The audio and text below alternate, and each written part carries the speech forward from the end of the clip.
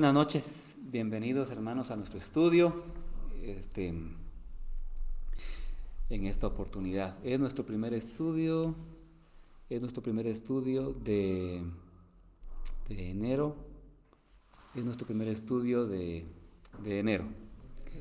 Así que bienvenidos a nuestra continuación de los estudios en la carta a los Tesalonicenses.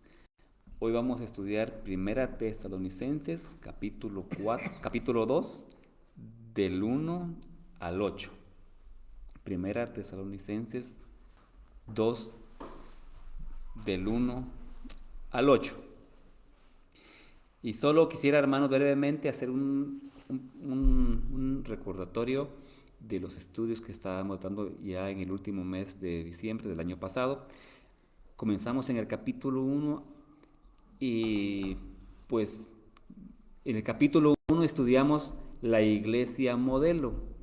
Y en este capítulo 2 tenemos los siervos de Dios modelo.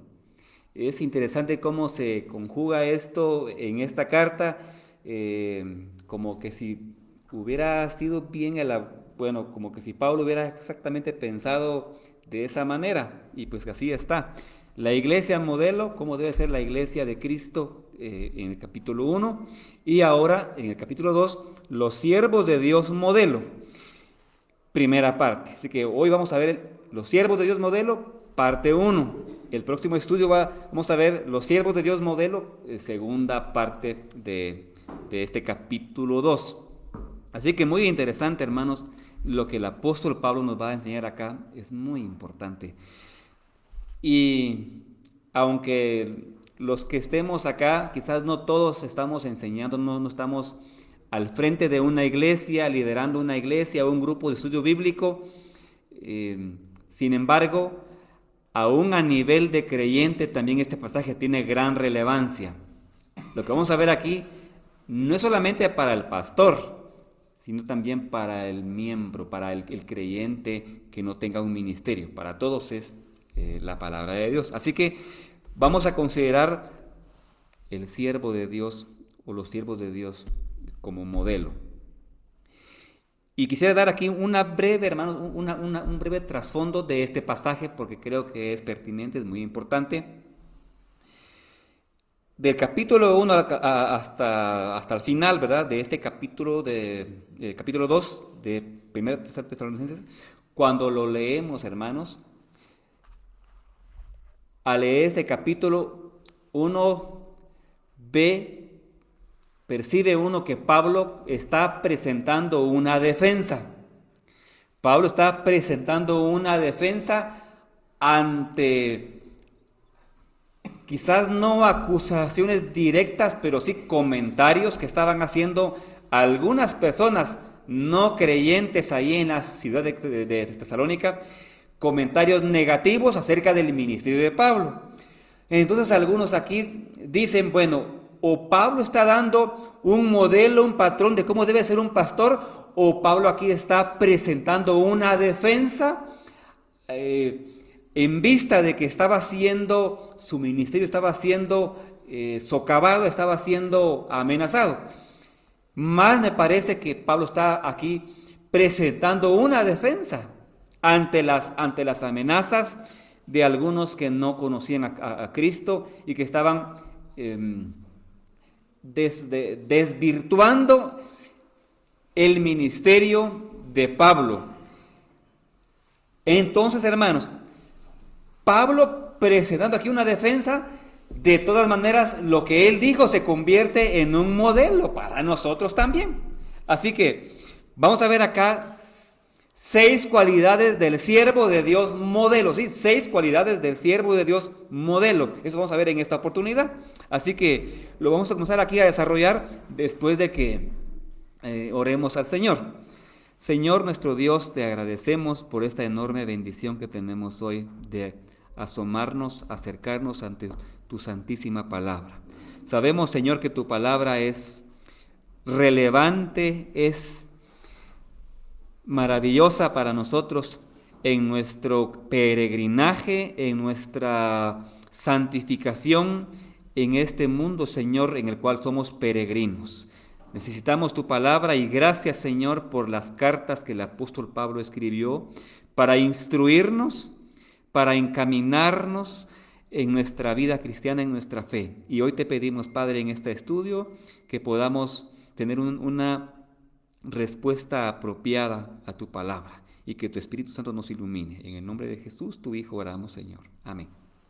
Muy bien, entonces no olvidemos los siervos de Dios modelo, ejemplos.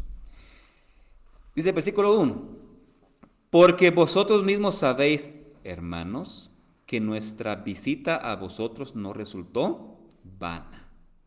En el versículo 1 no voy a comentar mayor cosa más que la palabra que está ahí, vana. Dice Pablo, porque vosotros mismos sabéis, hermanos, que nuestra visita a vosotros no resultó vana. Pablo dice, hermanos de Tesalónica, quiero que ustedes recuerden que nuestra visita, o sea, nuestra, ahí está en plural, ¿visita de quién? De Pablo y de Silas.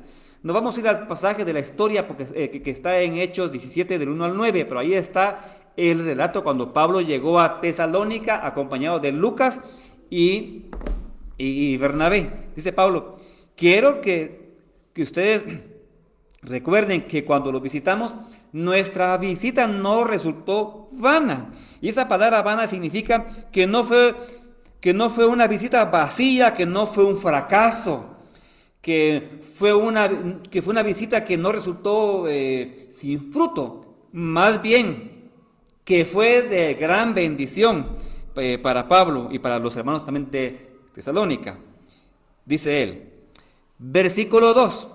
Pues habiendo antes padecido y sido ultrajados en Filipos, como sabéis, tuvimos denuedo en nuestro Dios para anunciaros el Evangelio de Dios en medio de gran oposición.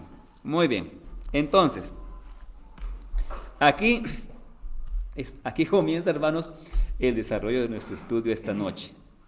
Primera Tesalonicenses 2, del 1 al 8.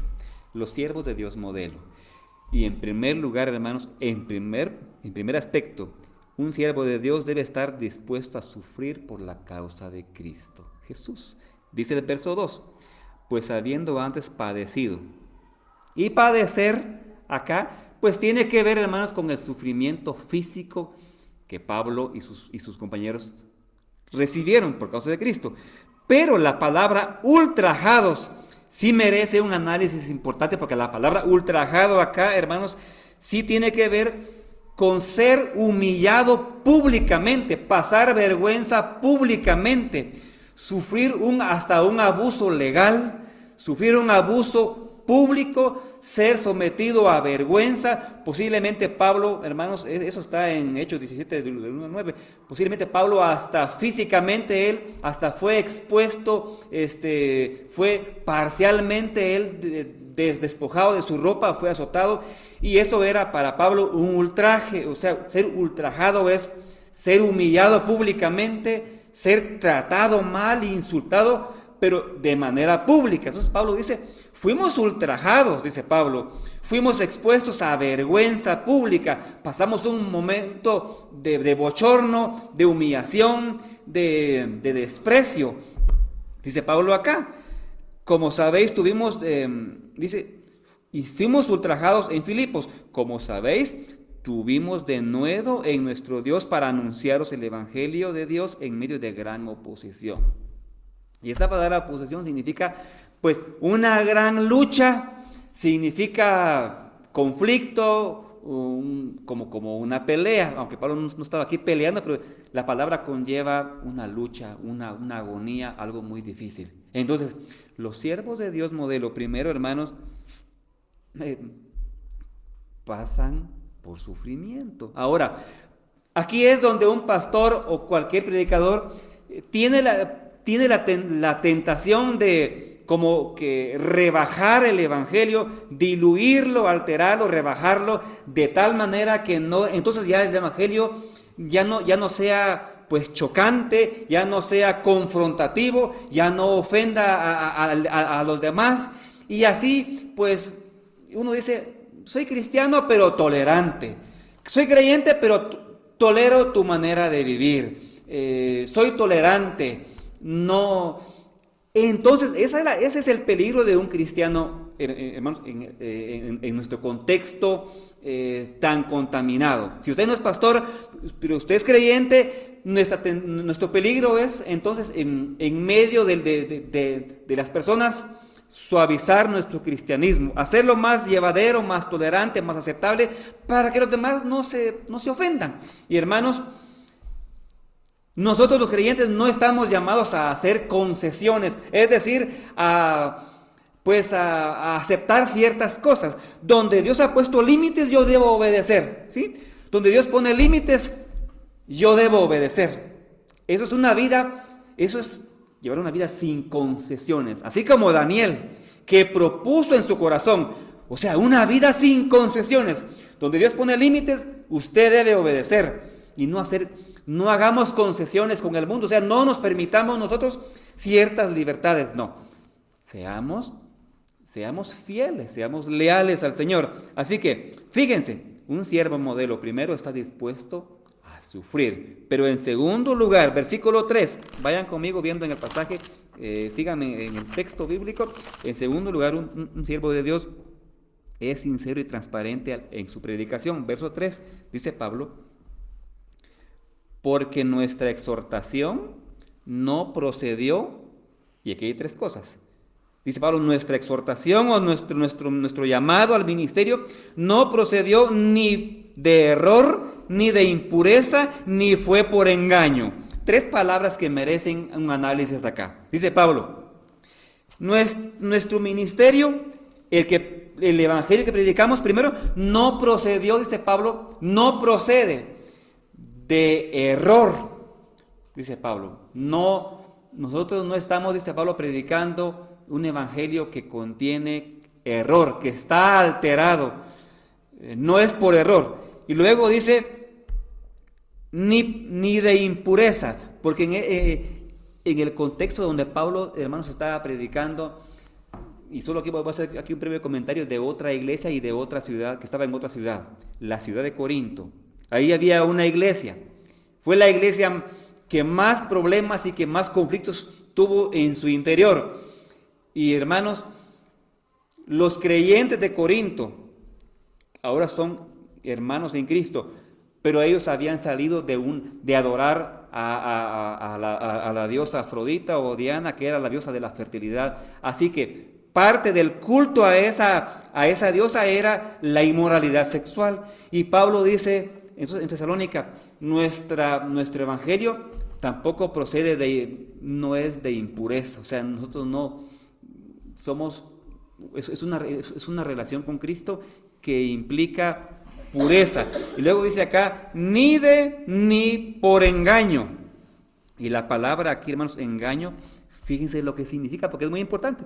Significa poner anzuelo, poner trampa, hacer trucos de magia para ganar seguidores y así obtener dinero y prestigio. ¿Qué pasaba acá? Es que lo que pasaba era que en la época de Pablo, habían unos señores, habían unas personas llamados los sofistas, que iban de ciudad en ciudad anunciando sus doctrinas. Y para atraer seguidores y para tener fama, prestigio, dinero, ellos daban sus enseñanzas. Entonces Pablo dice, yo no quiero que me confundan con eso, dice Pablo. No quiero que me confundan con esos que hacen trucos para obtener fama, tener fortuna, tener dinero. Dice Pablo, no quiero que me confundan con esos. Yo no soy como esos sofistas que van de ciudad en ciudad dando pláticas y atrayendo a las personas con sus trucos. Entonces noten cómo Pablo aquí se está presentando una defensa y diciendo, no quiero que me confundan con esos. Y hermanos, cuando yo leo este texto que dice acá, que Pablo que predicó, que su mensaje no tenía error, ni era y que era sin impurezas y que no era por engaño. Cuando yo leo este texto, hermanos, lo comparo con los... Tenemos que hablarlo explícitamente, hermanos.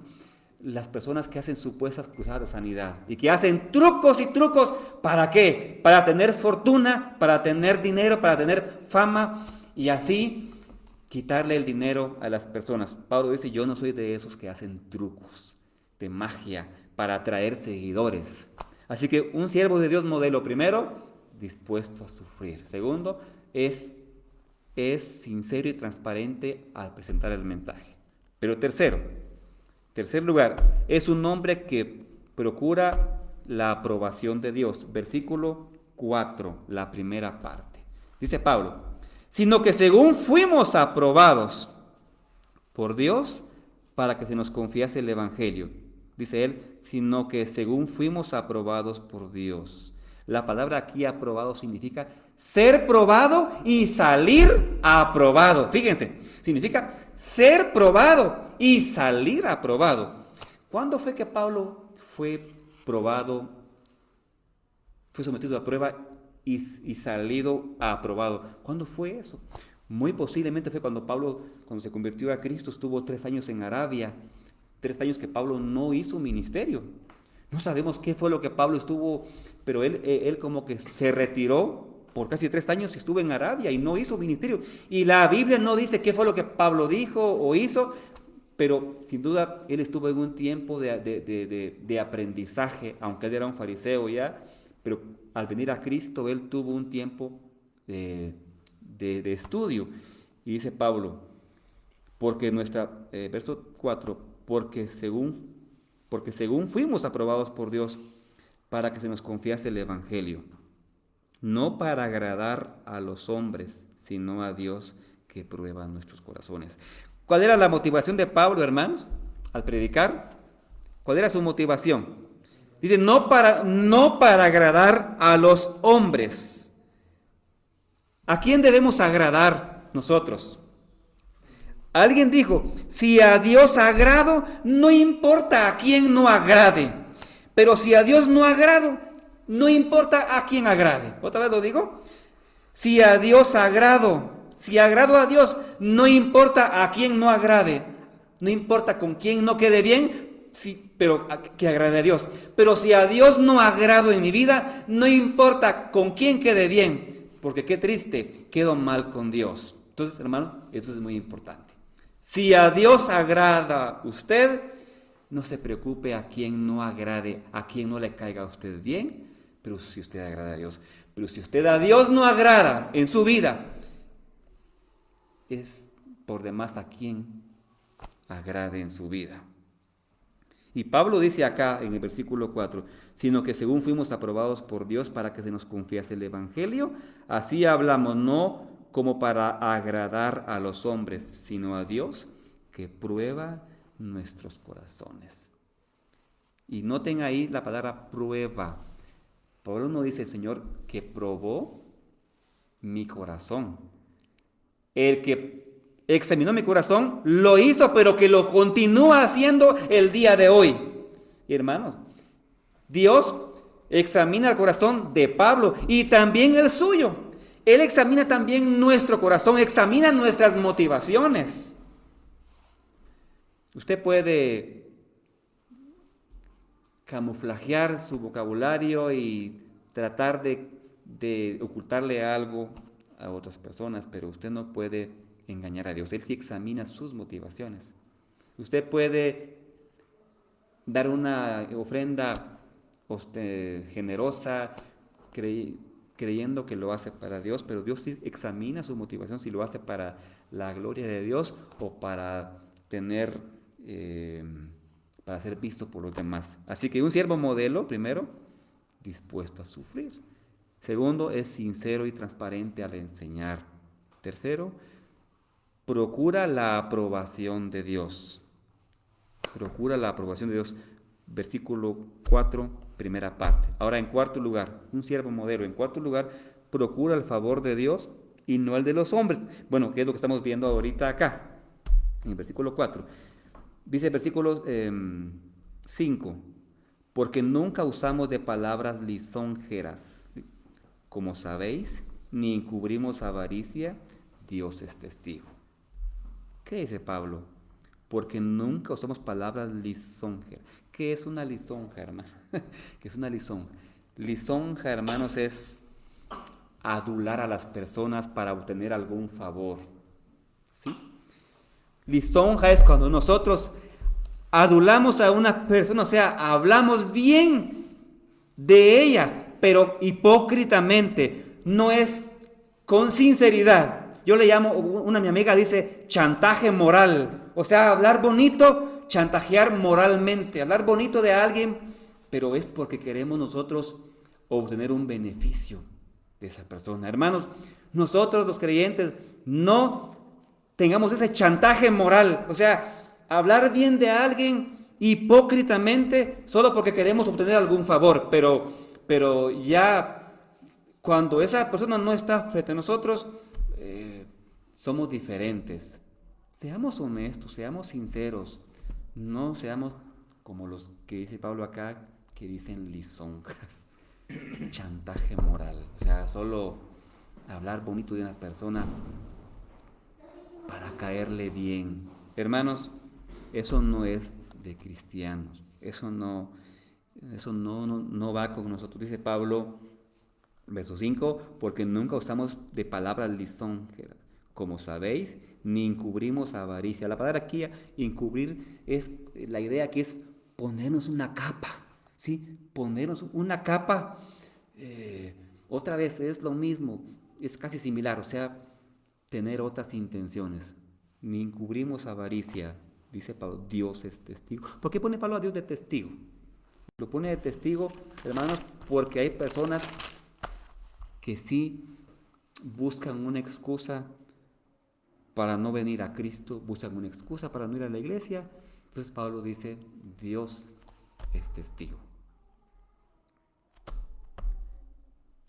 Versículo 6. Ni buscamos gloria de los hombres, porque esas personas que estaban acusando a Pablo acá, ¿qué hacían, hermanos? Otra vez, iban de ciudad en ciudad, dando sus discursos de filosofía, haciendo sus trucos. ¿Para qué? Para obtener prestigio, para tener fortuna, dinero, fama. Para eso lo hacían. Y Pablo dice, no me confundan con esos. Yo no soy de esos, dice Pablo, que quieren agradar a los hombres. Y que dice, el versículo 6 dice, esos que buscan gloria de los hombres. Dice Pablo, ni buscamos gloria de los hombres, ni de vosotros, ni de otros. Aunque, y ese aunque es eso de concesión. Dice Pablo, aunque, dice él, podíamos seros carga como apóstoles de Cristo.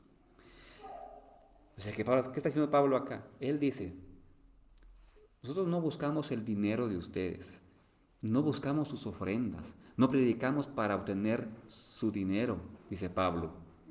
Aunque, dice él, no sería malo, dice Pablo, no sería pecado si ustedes o si nosotros les dijéramos, por favor, provéanos para nuestro viaje a Galacia porque nos falta ofrenda. Dice Pablo, aunque él dice, aunque podríamos, dice Pablo.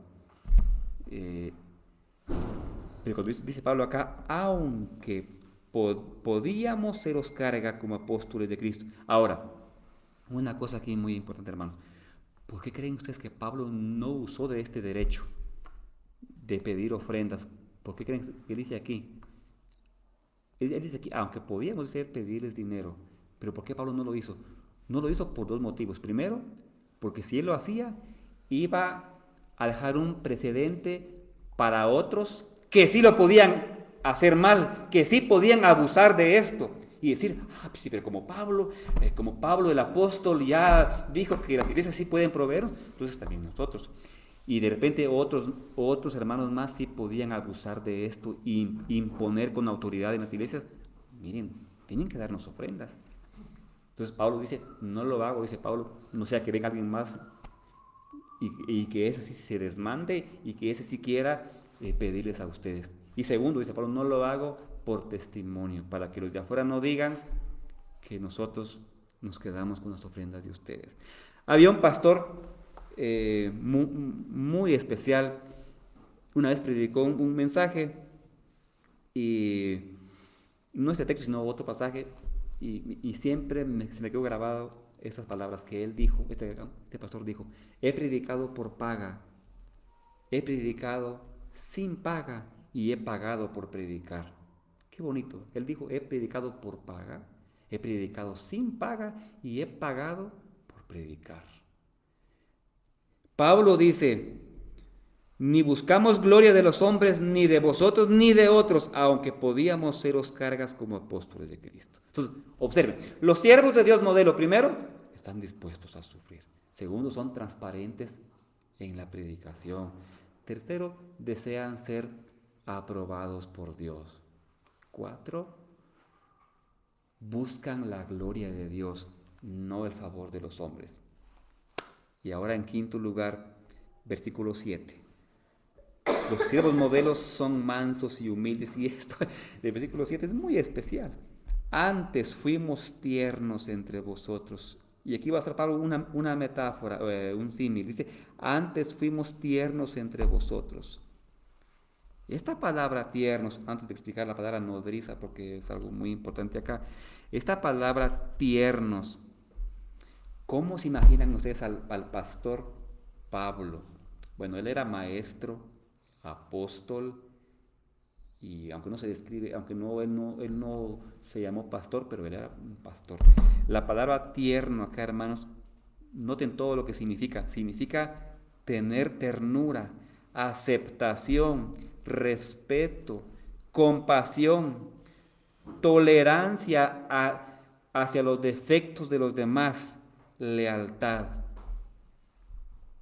Y aunque esto, hermanos, se le pide a un pastor, que sea tierno, que tenga tolerancia, aguante con los defectos de los demás, y que sea leal, y que sea amoroso, y que sea compasivo, también se le pide a usted, a todos, no solo al pastor, que usted no sea un intransigente en su vida, que no seamos intransigentes en nuestra forma, sino que seamos compasivos, tolerantes con los errores y defectos de los demás, hermanos.